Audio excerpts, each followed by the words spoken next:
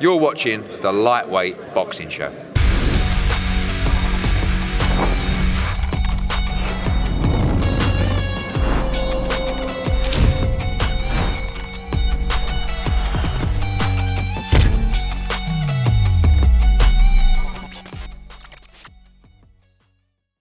Well, you're welcome to the Lightweight Boxing Show. New name, new year, Anthony. Do you like it? I like it a lot. I do. I'm not surprised, as you're a former WBA lightweight champion of the world, and it isn't anything to do with my drinking skills before you start throwing that around. It is a new year. We're very excited as well because, of course, we are on the road again, which is where we like to be. And firstly, before we start, what a twin set, by the way. Thank you. It's had some great feedback. A bit Paddington Bear themed. But yeah, good. Well, we're in London. We're in London, so it's only right. Now, if you look around, of course, we're at the Jacobs Ryder Fight Week. Over there is Ali Pali. That's where they're going to fight, of course, very synonymous with the darts that we've just witnessed some great darts there. There is the Wembley Arena, just below us. And then there is the Arch. It feels like it's in touching distance. There's Wembley way down there. And you've had some good days here, haven't you? Some great days. Some bad days as well. I think the last time I was here with the football, it didn't end well. Mostly good, some bad, but I think we're in for a good night on Saturday. Well, we're going to be catching up with the great and the good, of course. We've been in London this week, of course. There's been the workout, the press conference. Now it's just a fight to look forward to. We're going to get Anthony's predictions on everything. And, of course, as we always do, we always catch up with the main man, the chairman of Matchroom Sport, Eddie Hearn. And we started the chat. We're going to hear from Eddie later on as well. But we started just by asking him his thoughts about Chris Eubank Jr. at the weekend.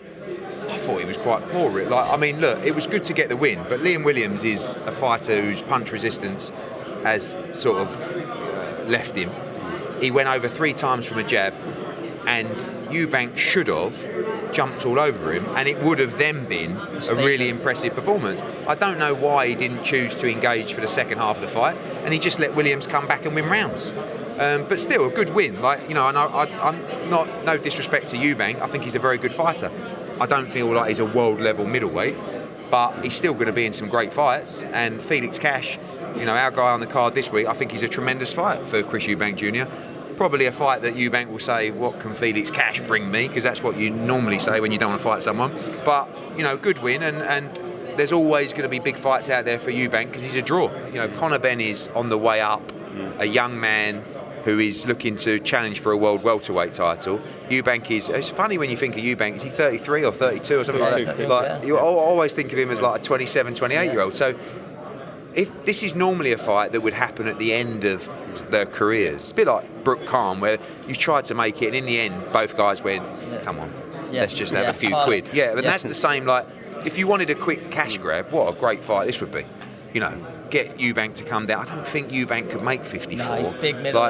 Could he make 58, 57? But then that's a massive disadvantage to Conor Benn. Listen, Conor Benn, as you've seen, will fight anyway. He's all over it. Tony Sims is going, Conor, want to fight for a world title? Well, but it's massive. Everyone wants it, and that's what Conor's as well. But I think Eubank was a bit taken by surprise by it, as if to say, I can't get much lower. Are you really going to come up? But if you said to Conor Benn, do you want to take it at 160? He goes, I'm more than that now. I said, you haven't even started camp. Definitely. I spoke to Colla last night because Colla texted me and he said, a quote saying, we're in talks. And Colla went, who are you in talks with? I went, no one. Who are you in talks with? He went, no one. So I said, well, let's have a coffee. But, listen, as a fight, it's huge. So definitely have a coffee about it. Well, the Conor Benn thing has got people talking, hasn't it? I mean, Eddie, not too impressed with Eubank's performance, but not ruling out Benn down the line, but putting a bit of cold water on it for now. Yeah, I think he's just being realistic. Both boys are on their own journey, and both boys sort of very nearly fighting for world titles, but 2 weeks apart. So I think, you see the body on Eubank Jr., you can't see him getting much lower at all. But, Conor's game for absolutely anything, like Eddie says. So you never know. I wouldn't rule it out in the future. Not just yet, though. Well, of course, we had to find out what the man himself thinks, because the fella that's not done much to quell this story is Conor Benn. Yeah, I'm walking around at super middle now. So the move up is going to come eventually. Yeah, 1,000,000%. Am I small for the weight? Would I be small for the weight? Yeah, probably. But I can punch like hell. So me going up to 154, that's no problem for me at all. So listen, you say Could it happen in the next year, 2 years, 3 years? Possibly. Well, mate, it could happen next. Why not? Yeah. Listen, when you got YouTubers fighting YouTube, if it makes money, it makes sense. You know this. Yes, mate, of course. But obviously, I'm on my way. I'm top 5 every governing body. Yeah. I'm on the verge for the world title. So for me, that's a priority. For me, my team, my promoter. That's the end goal. The Eubanks fight will always be there. And I can move up to 154, no problem. Yeah. Any day of the week. I'm sparring John Ryder and Felix Cash. Wow. Yeah. So that's no problem for me. You know, I don't mind mixing it with the big boys. Just on that one though, I mean, it's obviously, I mean, it would just be crazy if that ever did happen. And I know. By the way, Felix did fill me in. Just to let you know. Yeah. Sorry, I've got to get that part in there. No, fair enough. What Tony done was he threw me. We do this sparring where we cut off a quarter of the ring. Yes. And we make it like a little box With the bigger guys as well. No, with Felix, but Felix is like, you know, when like he gets his teeth stuck in, he'll go in for you and try and like. He's just spiteful with me now. And then I'm looking at Tony while I'm in the box while he's throwing his hands. I'm going, mate, that's a liberty you throw me in front. Throw me in there with anyone else, but not Felix. Felix, oh wow. But just going back to the thing, I mean, could you imagine if it did happen yourself and Eubank with the history of your dads and all that business? But how do you get on with him as a person? I mean, do you know him very well? We're definitely the apple don't fall far from the tree. Yeah. That is guaranteed from both of us. But in terms of any negative feelings towards Eubank Jr, no, not at all. No. You know, if anything, you know, I'm rooting for him. Yeah. But then again, you said the same for Campbell Hatton, Brinks and the Seams kids. Yeah. Because I understand what it's like dealing with the pressure, etc. You're just rooting for them because we all come from the same sort of background. But that's just the way I look. I don't have back from his end, but you know, I think he's a cool guy. It's always nice talking to Conor, and you know, with Fight Week, he's got this kind of angriness about him, and he's kind of got the chip on the shoulder. But it's not really him, is it? No, he's a good guy, he's a good talker, and listen, his performances lately, he's been backing up that talk as well. I think for me, what I was pleasantly surprised that we both was like so the respect there for Eubank Jr. You just automatically presume there's going to be a bit of needle, but it's not. I think both similar in the way that probably the backgrounds they grew up from. And I say it all the time, two of the hardest workers in the room always. Yeah, a great deal of respect, but again, not like the dads when they were going at it. Of course, they're all right now, but it was great fun in the day. So Conor Benn there, but of course, it is Fight Week. It is Jacobs against Ryder. Well, let's hear from the men themselves. First, here's John Ryder. Do you believe the timing for this fight could be perfect? Yeah, I feel it's perfect. I mean, there's a bit of inactivity on Daniel's side. He's not boxed since the end of 2020, I think. Obviously, I've not boxed much more, but I've been out in September of 2021, so a bit more active. But I believe, listen, I've got a year in age on side and a lot less miles on the clock. You believe Saturday you come through that? Obviously, it depends what Canelo does with the belts, but there's also a great chance that Canelo is going to vacate those belts. The winner of this fight surely is in prime position to fight for the world title next. Yeah, definitely. I feel, listen, if he had vacated the WBA now, then what better fight to fight for the vacant title? But listen, Canelo's the man at the moment. He'll do what he wants to do. He is Mr. Boxing. Hopefully in time he can give up some of the belts and let us all get our shots. That looks realistic though, doesn't it? That he is going to step up, he's got other challenges, and it will open it right up again, won't it? Well, listen, I mean, it's great what he's doing in boxing, but if he's going to go up to light heavyweight now, it's a shame to hold up the super middleweight division. Let hold on to the Ring Magazine belt, let the other titles go, let people fight for them. You're still number one, and then you can go and crack on at light heavy and see what you can do there. You've come through some big fights, you've had your speed bumps, as most fighters do, you've come back, and again, I've just got to throw it in there, a bit of devilment on my part as well, but this fella might have been in the corner when you faced a certain Callum Smith. I was working that night for Scott. Oh, you know, all right, okay, well, obviously Anthony's stablemate, but that was a night really that, I know you didn't get the nod, but it must have been possibly the biggest night of your career in many, many ways. And even after it, yeah. Yeah, no, I feel my stock rose massively that night. Whether you call it how you call it, I feel I was a deserved winner. Listen, the judge, Callum wasn't judging the fight. It was down to the three judges ringside, how they saw it. But I see it as a bad call. But listen, we dust ourselves off, we go again, and we're here. And it's about making it right come Saturday. We say it quite often, Anthony, and it is rare you meet a boxer you don't like, but John Ryder is one of the nicest guys, isn't he? A great lad, great attitude, and I think, you know, I really hope he comes through this Saturday and he gets that deserved world title shot, and I love the way he's not sat around sulking after losing, you know, a close one with Callum, and he's just come back out now, put himself, wins on Saturday night, he's in prime position to fight for a world title again. So stocky, so strong at super middleweight. Different shape altogether, though, isn't he, to the Miracle Man, who, of course, we also had a word with. You get to box as a professional in the UK for the first time. How are you feeling? Excited, really, really giddy. UK fans has always showed me love throughout my professional career and amateur career. I fought here as an amateur twice, actually. And now this is my first time as a professional, which I'm really looking forward to. It's always been on my bucket list, so I'm finally have the opportunity. I'm looking forward to shining for the fans. It probably seems like an obvious question, another world title, but what is it that keeps it burning? What keeps that desire burning for Daniel Jacobs? Well, I'm my biggest critic, and so I feel like the only thing that keeps me going is the motivation of myself to want to be the best version of me each and every time I go out. I know I have a tremendous fan base that wants to support me, but also wants to see the best out of me. And so that also motivates me. Coming into London to perform in front of this crowd that I know is going to be lively, that's going to be in tune. Whether or not they're going for me 100% or not, I know John Ryder has a good fan base here as well. But the energy in the building is going to be what really motivates me that night. What do you make of John then as a fighter? You've obviously looked into his career now. You're going to get in the ring with him. Yeah, I think he's a great fighter. I think he's one of those guys who kind of show up. Whether or not he gets the odd, the favor, it's been controversial over the years. But I think he knows what this opportunity means to him and for his career. He's looking at this as a crossroads fight. And so I'm looking for a guy who understands the position that he's in and to give it his all. I know he's a very smart pressure fighter. He has several limitations as far as his height, so other things that we're looking to explore. But overall, I know he's looking to give it a great go, and that's what I have to respect and be at my best for John Ryder. Well, what a gentleman Daniel Lovely Jacobs guy. is. After all he's achieved, you can see he's so humble and just a real respectful guy. He is indeed. Well, we said we'd hear more of Eddie. Of course, we're going to hear more from Eddie Hearn because he's cast his eye over this main event and he's very excited, it's fair to say. Like, when was the last time that we had a name as big as Danny Jacobs from America come to the UK? Like, I look back at it last night. I mean, I remember we brought Terence Crawford over to fight Ricky Burns, but no one knew who Crawford was at the time.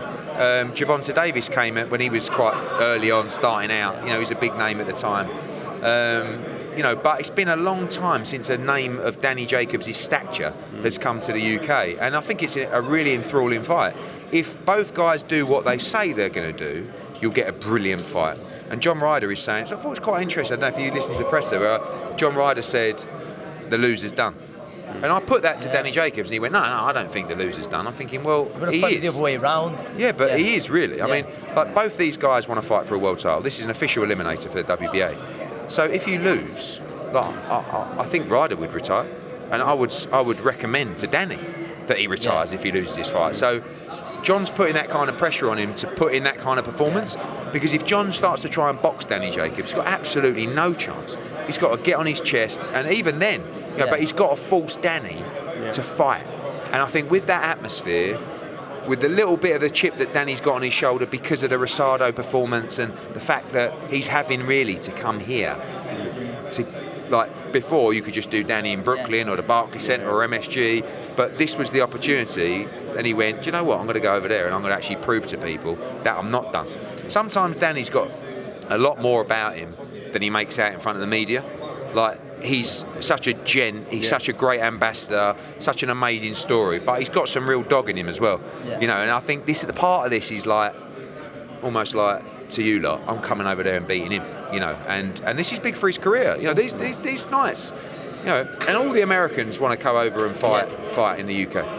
The winner, you almost certain gets the world title shot, depending on what Canelo does with the belts. If not, this will be made for a vacant title for sure. Yeah. I mean, you got Morrell, who's a really good young fighter. Like, no one wants to fight him. What's he, 5-0, 6-0? He's the regular champion. Then you got Canelo up at Super Championship, but we'll see what happens with him. He, could end up becoming a freed-up title later on this year. All the formalities are now done. They've weighed in. This is what happened at the weigh-in. 12 rounds of action is scheduled for the WBA Super Middleweight Title Eliminator. First to step up on the stage, from Islington in London, the former WBA Interim Super Middleweight World Champion, here is John the Gorilla Ryder! And his opponent tomorrow night, 40 professional fights, 37 wins, 3 defeats, 30 wins coming by way of knockout, the former 2-time middleweight champion of the world from Brooklyn, New York, Daniel the Miracle Man Jacobs. 167 for Ryder, 167.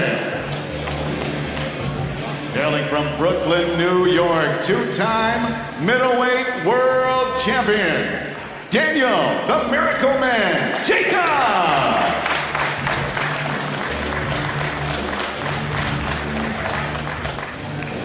$166.9. Jacobs.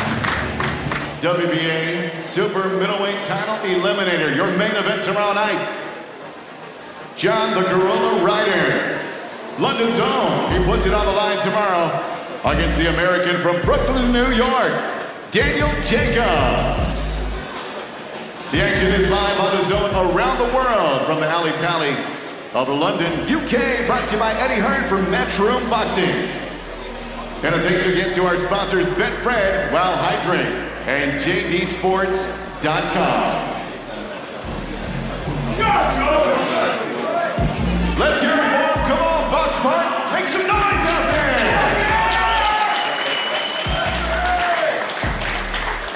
Well, it is the new lightweight boxing show, and we're going to have features, Crolla's Corners coming up as well. Anthony's very excited about that. We'll tell you a bit more about that a bit later on. But let's run through the card, Anthony, because you're going to have your £10 charity bet, and also, obviously, we have to get your thoughts on the main event. What happens?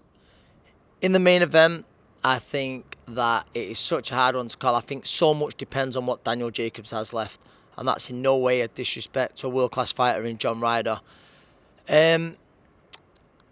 I'm just going to go for the timing being perfect for John Ryder, and I think he maybe out-hustles Daniel Jacobs. Going off Daniel Jacobs' last fight, I could end up looking very silly when you look at the fighters who Jacobs has been in with. He's only lost not just at top level, but elite level, and in some of them it could have easily gone his way.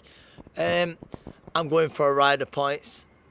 I think throughout the card, we've talked about having this little charity bet. I think the smart one here, Ellie Scotney inside the distance, I rate her massively. I think she's going to be one of the leading names. Well, yeah, great character.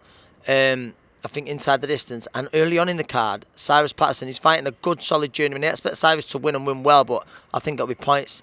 I think that's 8-1. If you then want to get ambitious, I think Ryder and Jacobs certainly going points. It's just who you go with. It's very close to the market. You're looking around, I think, 270, 280 quid for your tenner back if you pick the winner in that as well to add to the other two. Well, there you go. So you've heard it from Anthony, all the predictions there. Now, we did mention before that there's Crolla's Corner. Just have a look at this. We love our food boxes. Our final meal before we go, what is it? Domino's pizza. A Big Mac? Yeah. Wow, something as simple as that. I don't know, the biggest, greasiest chicken burger I've seen. You're going to what? You're going in the trenches, and you can pick one fighter from your gym who you're taking with you. There's some lunatics as well. Oh. Robbie Davis Jr. Robbie Davis Jr. Even though he's a shit house. Oh, mate, you put me on the spot. I think I'll take Joe Cordina. Oh, Johnny Fisher. I'll probably go, I've got to have a few options here. Love Island, Celebrity Jungle, or Strictly. You have to delete one of them off social media. You're a smart girl. Finally, you get 10k to invest in something. What's it going into? Yeah, shortbread, shortbread, cup of tea. You love a Bruno biscuit? Yeah, I'll probably go in a Ruby Murray. You can take one Arsenal playoff, past or present, into the ring. You training camp with him. Who'd you pick? Jordan Gill.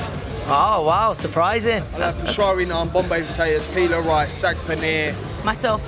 So I think it's more of a challenge, you know. I'd enjoy the challenge. And then dessert, sorry, you asked the question. I'm passionate about my food. Dessert, I'd probably go white chocolate cheesecake.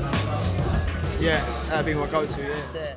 Well, there we have it, the first Crolla's Corner. You're having a lot of fun there, Ant? I did, I enjoyed it. There was some surprising answers, I think. None more than Ebony having a death row meal as a Big Mac. That was a surprise. But Bit boring, that, isn't it? Yeah, surprised. But no, there's a few good answers in there.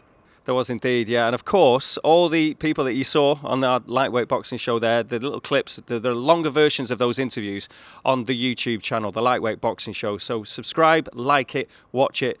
A big long piece with Eddie Hearn, of course, and Johnny Fisher, all the protagonists that we've spoken to for Crolla's Corner and beyond. So it's been a very busy week. It's been a great fight week as well. We look forward to the main event, and we're going to enjoy the sights and sounds of London before we head back home, aren't we, Ant? We are, dude. I think it might involve a trip to one of our favourite pubs on the way home, and it's your round, so let's go. Well, you can't give the name away because we don't. It's a hidden gem. Anyway, thank you very much indeed for watching. This is the Lightweight Boxing Show.